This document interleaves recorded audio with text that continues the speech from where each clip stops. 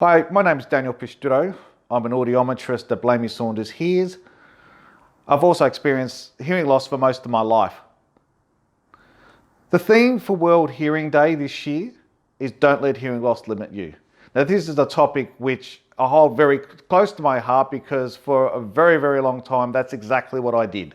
I did let my hearing loss limit me and limit my potential. So today I'd like to share a few tips with you that may help overcome the challenges of hearing loss and help you to accept your hearing loss as well.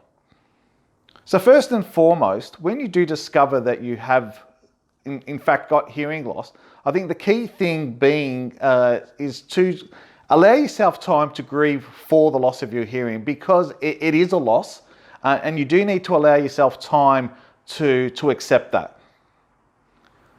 More importantly, talk to others about your hearing loss. Don't keep it hidden. It's nothing to be hidden. It's nothing to be ashamed of. Share the fact that you do have hearing loss with those that you are in close contact with, whether it be your family, friends, or your work peers, because you can't expect people to understand the challenges that you're facing with your hearing loss unless they understand. And the only way that they're going to understand that is if you give them that knowledge. So tell them things that they're doing that make it difficult for you. Suggest changes to the way that they do things. It might mean that you need some modifications in your workplace. It might mean that you need to let your family know that things like calling you from another room actually are not going to really be helpful to you at all. Commit to living your life fully. There is no reason why hearing loss needs to hold you back.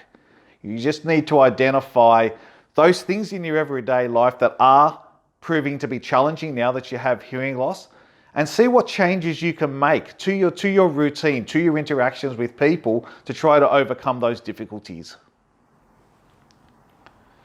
Engage with the hearing loss community. So there's a whole heap of hearing loss self-help groups out there. There's a Better Hearing, there's Shush Australia. On Facebook and social media, there's a whole bunch of groups there as well. And one thing that I found was being a part of these social media groups was that I discovered very quickly that my experiences were not unique to me. A lot of people have gone through that, so it made me feel more normal. The other thing that was really empowering was that sometimes there'd be new people that would come to the group and they'd say, hey, look, I'm having a problem with whatever it might be. And I'd be able to say, well, this is something that I've experienced and this is what I did to overcome it. Practice hearing your best.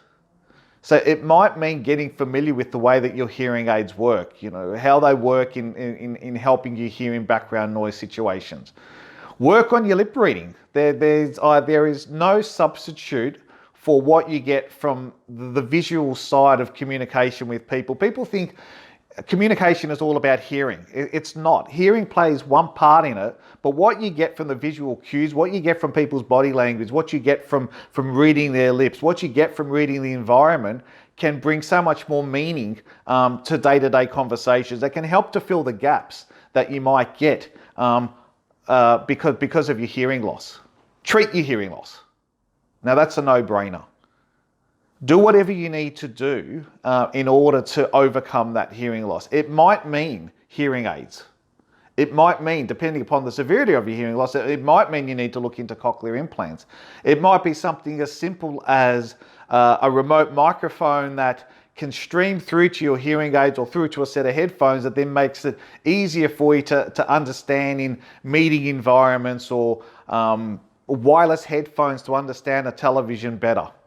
There's also devices out there that can help you hear things like if the doorbell's ringing or if a smoke detector is going off, that things that you might not naturally hear, and it alerts you by a way of a flashing light or something that vibrates that you wear on your wrist. There's definitely devices out there to accommodate for just about every single hearing difficulty that you might face. Do your research. I'm sure there's something out there that'll help. You need to be your own advocate. If there's something that you need, ask for it, and you'll find that you're likely to get it.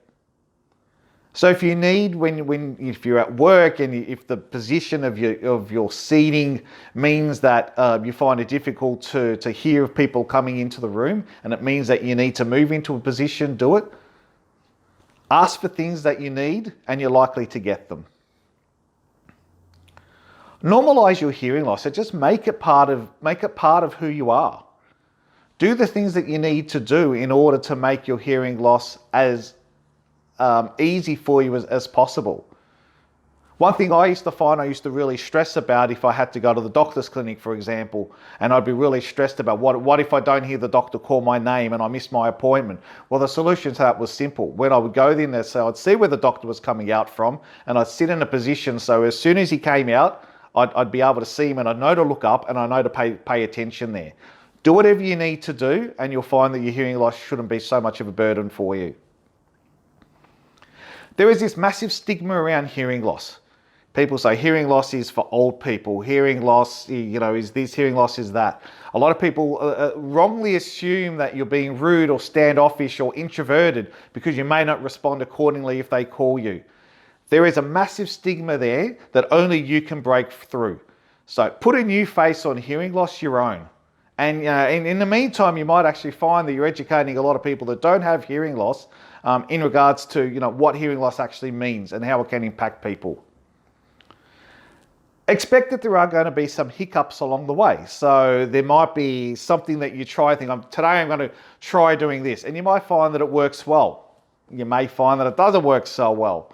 Latch onto the things that work well for you, and if something doesn't quite work out the way that you planned, tweak it, change it, do whatever you've got to do.